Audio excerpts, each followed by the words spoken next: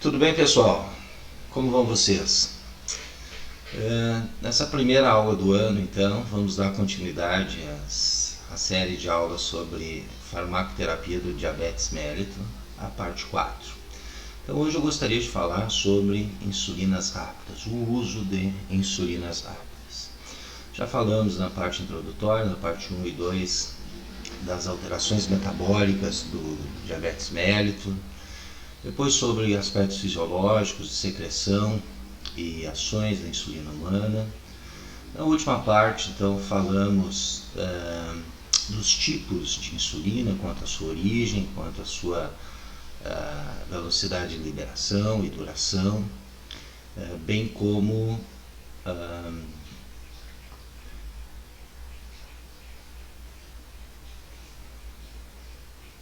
as metas da insulinoterapia, que foram então tratadas na parte 3. Hoje vamos falar um pouquinho sobre o uso de insulinas rápidas, então. Bom, para nos situar, né, o objetivo então da insulinoterapia, particularmente aqui no diabetes tipo 1, né, ou seja, insulino dependente, é imitar a secreção endógena pancreática, né, de insulina pelas células beta, né, das ilhotas de Langerhans, mantendo a glicemia ao longo do dia o mais próximo então dos limites considerados normais, né? Tanto imitar secreções basais ao longo do dia entre as refeições, quanto também a secreções em pico, né, após então uma carga glicêmica da refeição. Então aqui nós temos nesse quadro algumas associações médicas, tá? E vamos tomar aqui como parâmetro a Sociedade Brasileira de Diabetes, né, que considera então meta, né, desses limites de normalidade que nós devemos manter através da insulinoterapia, né, classificando então em metas pré-prandiais, ou seja, antes da alimentação, no jejum, portanto, quando não há um estado absortivo de nutrientes. Então essas metas seriam mantidas pela insulina basal. Então a meta é estar entre 70 a 130, né? Sabendo que a glicemia em jejum, né, como diagnóstico de diabetes, ela deve estar abaixo de 100 mg por decilitro. Mas se considera então entre 70 a 130 mg por decilitro uma meta adequada pré-prandial, né, de glicemia. Em nível pós-prandial, então, ou seja, normalmente medida 2 horas após a alimentação, a meta estabelecida pela Sociedade Brasileira de Diabetes, que é muito próxima às demais associações, né, é que a glicemia esteja até 160, né, até 160. Considerando então que num teste de carga glicêmica se considera normal, né, 2 horas após a administração de uma carga padronizada de glicose, que os valores de glicemia estejam abaixo de 140, mas admite-se então pela Sociedade Brasileira de Diabetes até 160 mg por decilitro. Em termos de hemoglobina glicada, né, que é o nível de glicosilação da hemoglobina no sangue,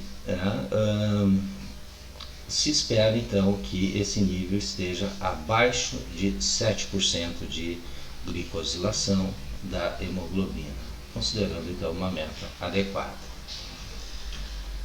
Bom, portanto, a insulina total, tá, ela de um indivíduo que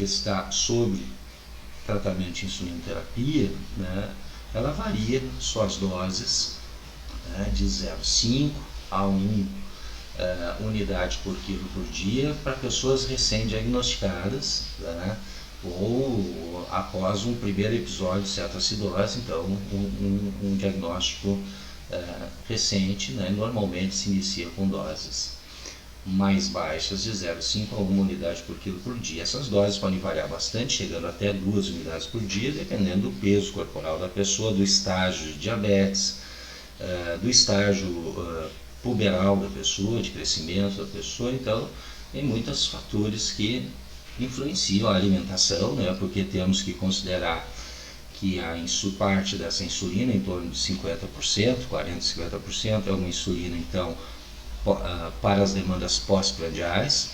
Então, dependendo da carga de carboidrato, também vai variar a dose, mas se estima então no início do tratamento de 0,5 a 1 unidade por quilo. Temos que sempre ter em consideração que o tratamento ideal intensivo do diabetes mellitus tipo 1 envolve insulinoterapia com múltiplas doses de insulina e com mais de um tipo de insulina, insulinas rápidas e insulinas lentas. As insulinas lentas, sejam ela intermediária como a NPH ou ultralenta, né, como a glargina, elas são utilizadas para minimizar então a glicemia pré-prandial, ou para manter ela dentro dos limites. Então evita a lipólise em excesso, né, o catabolismo de lipídicos em excesso, e diminui a liberação do débito hepático de glicose, ou seja, a gliconeogênese, no período interdigestivo, né? Também podemos falar de pós-absortivo, né? Ou seja, jejum pós-absortivo, porque não naquele momento de jejum você não está absorvendo os nutrientes que estão circulando, não vieram, né, de origem dos alimentos, né? Então se usa insulina lenta ou basal nesse sentido, para manter então a glicemia pré-prandial ou interdigestiva, né? Por exemplo, usar uma NPH 2 vezes ao dia, às vezes pode ser até 3 vezes ao dia, né? 70% da dose total de NPH antes do café da manhã, e 1/3, em torno de 30%, antes do deitar, considerando aqui um sono de 8 horas. Né? Então, mais ou menos dividindo ao longo das 24 horas, 2/3 para 16 horas, né, de vigília e 1/3 para o sono. Esse é um exemplo, né, de utilização de insulina lenta, no caso aqui intermediária em pH. A ultralenta como a glargina pode ser utilizada uma vez ao dia pela manhã. Os ajustes, né, dessa dosagem, elas são baseadas sempre com a medida da glicemia capilar pré-prandial, né, ou seja, no jejum antes das alimentações, quando você não está no estado absortivo. As insulinas rápidas, elas são usadas então com duas intenções. Uma é para evitar a hiperglicemia pós-prandial, né, depois da alimentação. Então, um bolus, uma administração chamada de refeição ou de alimentação, uma insulina prandial. Por exemplo, utilizar uma insulina regular, uma cristalina, uma insulina rápida, antes do de jejum, por exemplo, né, antes do café da manhã, para não deixar picos de hiperglicemia após, né, a alimentação, o café da manhã, e também antes do jantar. Aqui, por exemplo, não se está falando de uma refeição importante como o almoço, né, porque talvez, muitas vezes, o pico de NPH tomado de manhã pode estar, né, depois do almoço, e isso muitas vezes minimiza a necessidade de utilizar uma regular nessa refeição. Mas muitos esquemas posológicos incluem 3 ou mais até doses de regular ao longo do dia, incluindo no almoço. Então o ajuste dessa dose, ela é feita sempre medindo a glicemia pós-prandial, normalmente 2 horas após a alimentação. Um outro objetivo então das insulinas rápidas é quando há necessidade de uma correção de glicemia, a qualquer momento, né? Então, há muitas vezes a necessidade de dar doses complementares de insulina para corrigir uma eventual hiperglicemia, antes da refeição ou entre os alimentos, né? Então, se utiliza a estratégia então de um bolus de correção. Vamos falar um pouquinho desse bolus de correção. Então, o bolus de correção é a dose de insulina usada para corrigir a glicemia medida normalmente antes da refeição, né, pré-prandial. que ultrapassa a meta desejada, né? Daquela meta que nós vimos lá, segundo a Associação Brasileira de Diabetes, a Sociedade Brasileira de Diabetes, de até 130 mg por decilitro, né? Mas isso depende, né, de cada indivíduo com o profissional médico que está, né, acompanhando esse tratamento. Então, a dose, vamos supor que haja aí uma medida de glicemia capilar, né, nesse momento de jejum pré-prandial, e tenha-se medido lá 150, 170, 200 ou mais, e haja necessidade então de corrigir para manter, né, o mais perto da normalidade possível. Para isso é fundamental que se conheça a sensibilidade do indivíduo a responder à insulina, porque há pessoas que respondem melhor à insulina que outras. A resposta insulinêmica para a captação de glicose ou para a diminuição da glicemia, em alguns pode ser de 50 mg por decilitro para cada unidade de insulina administrada, em outras pode ser 30 mg por decilitro para cada unidade de insulina administrada, então pode variar. Então, para determinar bolos de correção, né, um dos métodos, a necessidade de entender, saber qual esse fator de sensibilidade ou essa sensibilidade do indivíduo. Então, o fator de sensibilidade, ele é uma variável, né, que muda de pessoa para pessoa, que significa o quanto uma unidade de insulina diminui em miligramas por decilitro a insulina. E esse fator de sensibilidade pode ser encontrado através de uma regrinha, né? A regrinha dos 1500, para quando se vai fazer bolos de correção com insulina regular, rápida, portanto, e a regra de 1700, né? Uma pequena variação, quando se usa então insulinas ultra rápidas para fazer o bolo de correção. Observem aqui, o bolo de correção necessariamente deve ser feito, obviamente, com uma insulina rápida ou ultra rápida. Então vamos a um exemplo aqui, ó. Vamos pensar numa pessoa sem diabetes, né, de peso corporal considerado normal, de composição corporal normal. A gente sabe que uma pessoa nessas circunstâncias, né, sem diabetes, ela precisa em cerca de liberação, né, de insulina ao longo do dia, cerca de 25 unidades de insulina ao dia. Tanto considerando insulina liberada pelo pâncreas em função de uma carga glicêmica, em função da alimentação, picos de liberação de insulina, quanto considerando aí a insulina basal dele liberada ao dia. Se a gente usar a regra de 1500, né, nós vamos dividir então o valor 1500, se a pessoa fosse usar uma insulina regular, né, uma pessoa com diabetes, né, vamos dividir o valor 1500, se fosse usar insulinas ultra rápidas, dividiria 1700 pelo total de insulina liberada por dia. Então, no meu exemplo, eu vou usar 25 unidades de insulina, né, que representa a quantidade aí que uma pessoa sem diabetes libera mais ou menos de insulina total ao longo do dia pelo pâncreas, seja insulina pós-prandial, seja insulina ao longo do dia basal, né?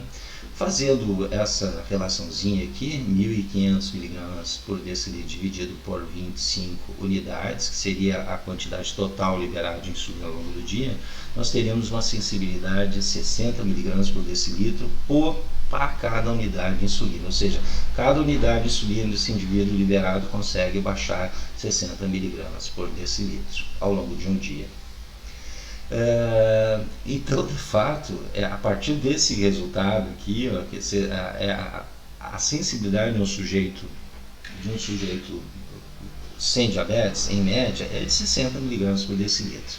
E se sabe que ele libera ao longo do dia, né, de 25 unidades de insulina, tanto basal, tanto ao longo das 24 horas, né, tanto em resposta à alimentação quanto em jejum. Então, a partir do produto entre 60 mg por decilitro, né, que é a sensibilidade de uma pessoa normal, e a quantidade total liberada por ele se chegou a esse valor de 1.500 aqui para insulina regular, né? Enquanto que para as insulinas ultra rápidas, né, a necessidade, se o pâncreas liberasse uma insulina, um análogo de insulina humana, né, não pode ser, obviamente, né, uma conjectura. Se o pâncreas liberasse uma insulina análoga humana, ela precisaria um pouquinho mais, né, para as demandas ao longo do dia, em torno de 28 unidades do que a própria insulina humana. Mantendo então essa sensibilidade, esse valor daria 1.700.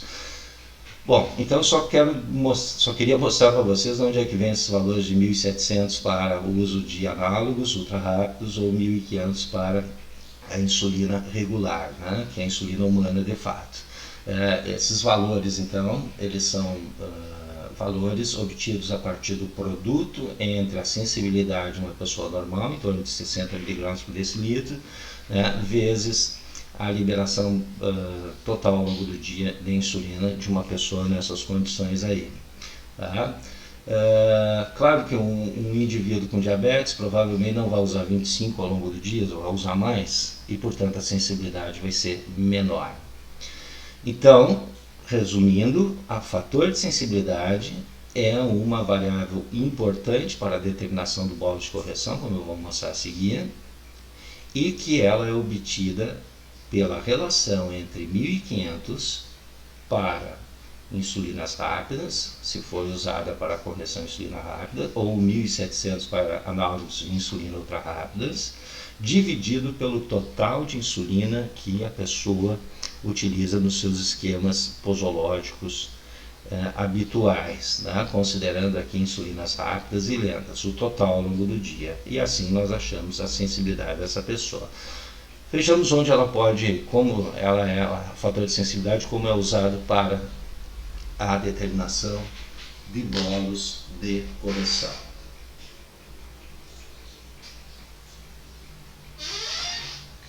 Então, o bolos de correção, ele é obtido, se usa o fator de sensibilidade para obtê-lo, e nós vamos fazer a seguinte relação. Né? Nós vamos pegar a diferença entre a glicemia capilar medida naquele momento, onde você verificou que estava fora das metas e precisa fazer um bolo de correção, menos a glicemia, que é a meta que deveria estar. Então a diferença entre o que você mediu e o que deveria estar, dividido pelo fator de sensibilidade. Assim nós vamos achar então qual seria o bolo de correção mais adequado, ou pelo menos dar um norte, né, para depois fazer ajustes ao longo do tempo através da experiência, né, da observação empírica. Então, um exemplo, né, uma pessoa que usa 3 doses de NPH ao dia, né, uma de manhã, 50% da dose total de manhã, 12 unidades, né, antes do café da manhã, antes do almoço também usa NPH, 25% da dose total, mais 25% da dose total antes de dormir, para evitar que ele acorde com hiperglicemia, usa também NPH. Então, 12, 6, 6, 24 aqui. E a regular ele usa antes do café da manhã, em torno de 4 unidades. Do almoço, antes do almoço, então 8 unidades. E antes do jantar, 6 unidades, usa 3 vezes ao dia, insulina regular. Total, né, aqui nós temos então 8, 12, 18. Então, total 42 unidades ao longo do dia, considerando os 2 tipos de insulina. Determinando o fator de sensibilidade, então, já que essa pessoa usa insulina regular, nós vamos usar a regra do 1.500. Então, 1.500 dividido pela total de insulina ao longo do dia, nós teríamos então 35,7. Ou seja, arredondando, né, 36 mg por decilitro para cada unidade de insulina usada. Essa é a sensibilidade desse indivíduo, usando a regra dos 1.500. O hemoglicoteste desse indivíduo, naquele momento, né, pré-prandial, que ele mediu, deu 250 mg por decilitro. E a meta combinada, né, com os profissionais que acompanham ele, deveria estar em 100 mg por decilitro. Então há uma diferença aqui de 150.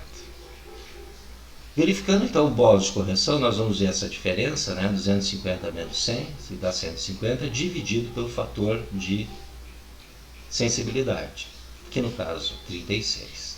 Então 150 dividido por 36 igual a 4,1, ou seja, aproximadamente 4 unidades. Isso quer dizer que esse indivíduo, para corrigir esses 150 adicionais em relação à meta, ele precisaria de 4 unidades de insulina, considerando sua sensibilidade de 36 mg por unidade. Certo? Então, uma regrinha relativamente simples que serve para nortear bolos de correção e que considera então a diferença entre a meta que se deseja e o valor real que você está medindo, né, da glicemia, e a sensibilidade que o indivíduo tem à insulina. Ok? Bom, por outro lado, insulinas rápidas são usadas para, além de corrigir hiperglicemia não desejada, né, que está escapando das metas, corrigir então, não deixar extrapolar então os níveis de glicemia e também o catabolismo como um todo, né, pós-prandial. Então é necessário bolos de refeição antes das refeições. Claro, se é uma insulina ultra rápida, um análogo de insulina rápida, ela pode ser utilizada praticamente junto no início da refeição, né? 5 minutos antes, 10, não mais que isso, junto ao início da refeição, o que facilita bastante. Né? Se é uma insulina regular, então ela deve ser administrada em torno de 30 minutos antes, mas é fundamental, obviamente, que essa pessoa ela saiba o que vai comer. Ela tem que planejar a dose, né? Então ela tem que saber qual a quantidade de carboidratos que vai ser ingerida. Então a dose de refeição é a dose de insulina necessária para metabolizar os carboidratos em cada refeição, né? Não só carboidratos, mas a gente já discutiu que também a insulina vai evitar a formação de corpos cetônicos, né, o catabolismo de lipídios, vai melhorar a captação de aminoácidos, vai melhorar a massa magra, ou seja, ela tem ações sobre os macronutrientes todos. Mas aqui nós estamos monitorando a glicemia, então o efeito sobre a glicemia que nos interessa. Existem, de fato, há indicações, né, que uma unidade de insulina, né, ela é necessária, estimativas então, necessária para dar conta, né, desse metabolismo de nutrientes ingeridos, de carboidrato no caso, em termos de gramas, né, para crianças em torno de 25 a 30 gramas. Então uma unidade de insulina daria conta, né, de metabolizar, de captar, tá, a glicemia oriunda então do consumo da ingestão de 25 a 30 gramas de carboidrato em crianças. Em adolescentes, pouco menos, né? Uma unidade de insulina dá conta então da ingesta de 10 a 20 gramas para manter em níveis normais a glicemia. Normalmente se ajusta e se verifica a glicemia 2 horas após a alimentação para ver se está dentro das metas. Em adultos, menos ainda, uma unidade de insulina ela daria conta de 8 a 12 gramas de carboidrato ingerido, né, para manter dentro das metas. Isso aqui são estimativas e, claro, não está considerando uma coisa muito importante, que é a qualidade do carboidrato, que é a complexidade desse carboidrato. São carboidratos simples, se é uma sacarose, se é uma maltose, é um carboidrato que é rapidamente digerido e impacta muito mais, né? Tem picos maiores de glicemia e necessitaria então de provavelmente doses maiores de insulina, né? Enquanto que carboidratos mais complexos são absorvidos mais lentamente, demandam mais etapas de digestão e, portanto, eles achatam a curva glicêmica, demandando menos quantidade de insulina. Mas, então, nessas estimativas não se considera isso, não está se considerando esse tipo de qualidade do carboidrato. De qualquer forma, sempre se preconiza que as pessoas em geral, particularmente um diabético, né, consumam carboidratos complexos, de preferência junto a fibras, tá? Ou seja, os alimentos na sua forma mais integral, no sentido de minimizar os impactos sobre a glicemia e as doses de insulina. Existem tabelas, então, que fazem uma relação melhor, mas em vez de só a questão do estado da faixa etária, né, ou do estado de crescimento da pessoa, né, faz por peso também, né? Então relaciona aí a quantidade, quanto que uma unidade de insulina, a razão que nós chamamos, uma unidade para tantos gramas de carboidrato, a razão, né, associada então ao peso, à massa corporal, né, de adolescentes para cima, né? Então aqui está o peso, faixas de peso, diferentes faixas de peso, e a razão, né, onde uma unidade dá conta a tantos gramas de carboidrato, né? Vejamos aqui um tamanho de um adulto padrão, aqui é 70 quilos, né? Então a faixa de peso, se a pessoa tivesse 70 quilos, uma unidade de insulina administrada antes da refeição daria conta, né, do consumo de 12 gramas de carboidratos. Então essas são tabelas que ajudam a definir a dose ou bolos de refeição. Mas observe que é necessário saber quantos gramas, fazer um planejamento da alimentação e saber qual a quantidade de carboidrato que está sendo consumida.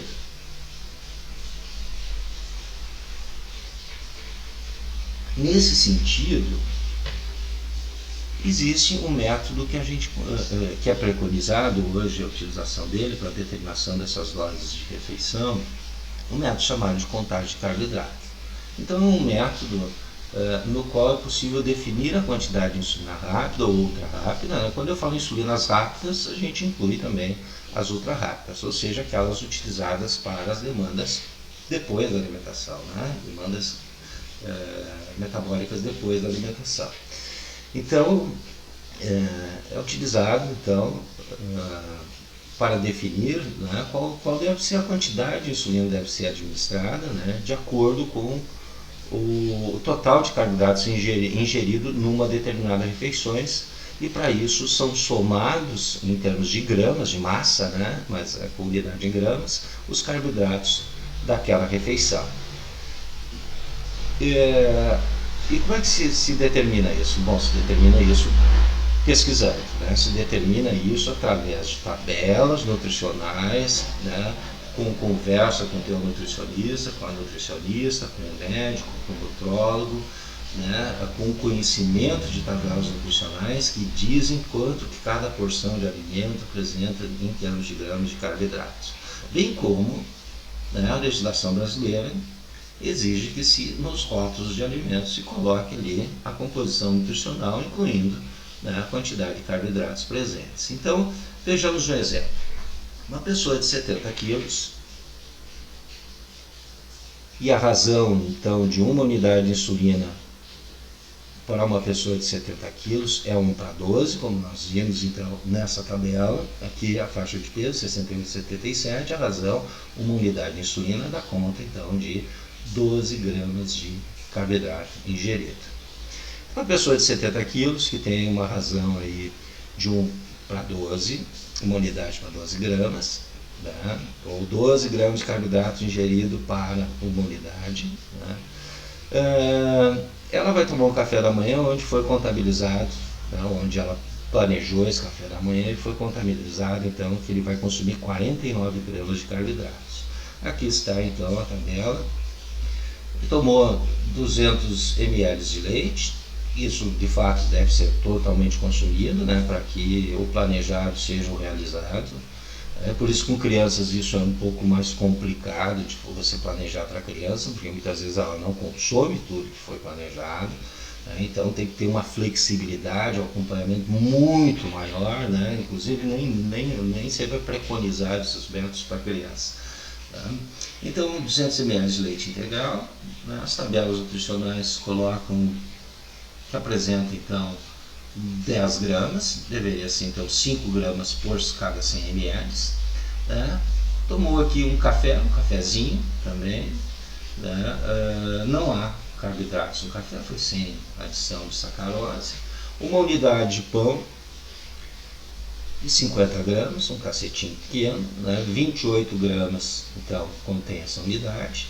Uma colher de chá de margarina, margarina é praticamente triglicerídeos, não contém carboidratos, e um pedaço de fruta, meia unidade, né? Considerando aqui 110 gramas, então, meia unidade de mamão, 11 gramas de carboidrato, somando total 49 gramas. Ele vai consumir.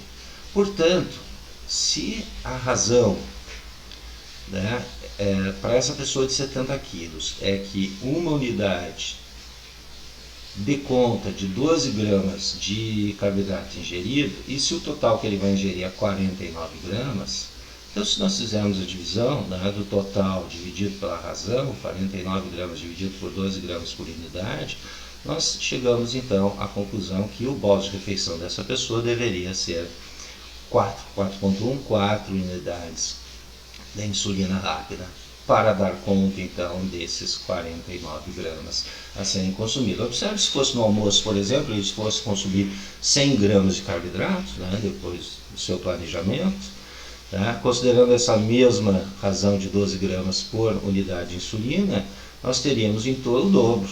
Ele teria que administrar 8 unidades, né, para dar conta desses 100 gramas. Perfeito? Bom, por fim, eu queria só mostrar para vocês que a insulina rápida também é usada em emergências, né, por administração endovenosa. De fato, a administração EV só pode se usar insulinas rápidas. Se pode usar insulina ultra rápida também, mas não tem sentido. O preço dela é em torno de 50% maior do que a insulina rápida, né? E quando colocadas diretamente na circulação, as duas vão se comportar da mesma forma, né? Vão se solubilizar no plasma e vão iniciar a sua ação imediatamente. Então não tem muito sentido utilizar a ultra rápida, mas poderia se utilizar. O que não se pode fazer é utilizar insulinas intermediárias ou lentas para administração endovenosa, né? Isso não é compatível. Então, a insulina EV, tanto em bolos quanto por infusão endovenosa, ela pode ser usada em alguns tratamentos de urgência, como, por exemplo, no tratamento da cetoacidose diabética, né? Então, na cetoacidose diabética, há uma série de sintomas, né? Desde muita sede, a pessoa urina demais porque perde muita água pela urina, e isso vem a sede, hálito cetônico característico da eliminação de corpos cetônicos pela expiração, além de pela urina, né? Cetolúria, portanto, né? Glicosúria alta e glicemia altíssima. Então tudo isso caracteriza a respiração. Os centros de respiração então são ativados, a frequência respiratória aumentada, e até a pessoa pode entrar em coma se não for tratada. Então o tratamento deve ser administração rápida de insulina, normalmente intravenosamente, a fim de corrigir a glicemia, tá? E se utiliza então, se pode utilizar doses 0,1 unidades por quilo, né?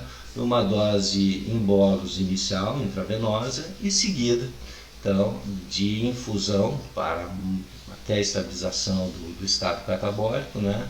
Infusão contínua de 0,1 também, né? Quilogramas por 0,1 unidade por quilo por hora, né? Em solução fisiológica. Essa é uma necessidade. Claro que nem sempre é só insulina, né? Muitas vezes você não consegue regularizar bem só com insulina, deve entrar com outras medidas importantes, né? Como por exemplo reposição de volume, deve-se corrigir potássio, potassemia, né? Porque há uma tendência de hipocalemia, então há necessidade muitas vezes de administração de potássio para corrigir a potassemia. Em alguns casos, quando o pH tende a diminuir de 7, o pH fisiológico, há necessidade de utilização de solução de bicarbonato para correção de pH. Mas a insulinoterapia, nesse caso por administração endovenosa, é fundamental para a reversão do catabolismo, né? Exagerado, que caracteriza a cetoacidose diabética. E outra situação também usada por bomba de infusão em pacientes com ou sem diabetes, né, que estejam recebendo aporte calórico por infusão, né, onde a glicemia capilar se mantém acima de 150 mg por decilitro. Tá? Então, isso deve ficar sustentado, ou seja, iniciar só após, esse aqui é um dos protocolos que eu consultei, né, só após a segunda medida consecutiva, onde se manteve acima de 150 mg por decilitro, né, considerando aqui alguns critérios de inclusão também, esse aporte calórico além, né, de medidas consecutivas acima de 150, deve ser um aporte calórico contínuo, com um mínimo de 800 quilocalorias ao dia, ou seja, um mínimo em torno de 200 gramas de glicose ao dia. Então, quando eu falo em aporte calórico contínuo, a gente está falando, como por exemplo, uma nutrição parenteral, né, onde por alguma causa, seja diabético ou não, né, há um déficit de insulina e não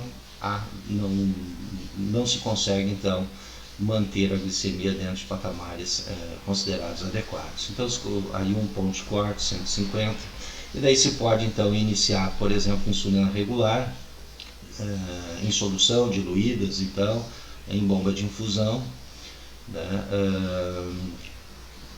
E aqui nós temos um esquema de tratamento, né?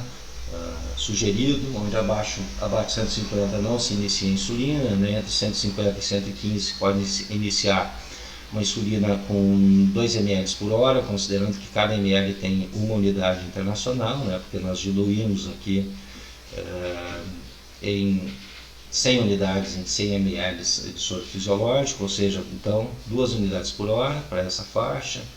Acima então se vai aumentando a infusão e se monitorando a glicemia, e daí os protocolos então vão definir para o profissional se deve-se cessar a infusão, se deve-se diminuir pela metade a infusão, se deve-se aumentar a infusão, dependendo então desse monitoramento e dos protocolos a serem seguidos, né? Não vou entrar mais em detalhes nessa questão. Aqui era só então para exemplificar a utilização também de insulinas rápidas em alguns casos, como na cetoacidose diabética e na manutenção da glicemia em sujeitos com aporte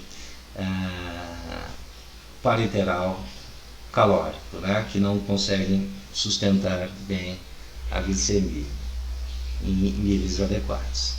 Então era isso por hoje, espero que tenha sido proveitoso. Um grande abraço a todos, até a parte 5, onde nós vamos começar a falar de hipoglicemiantes orais. Até lá!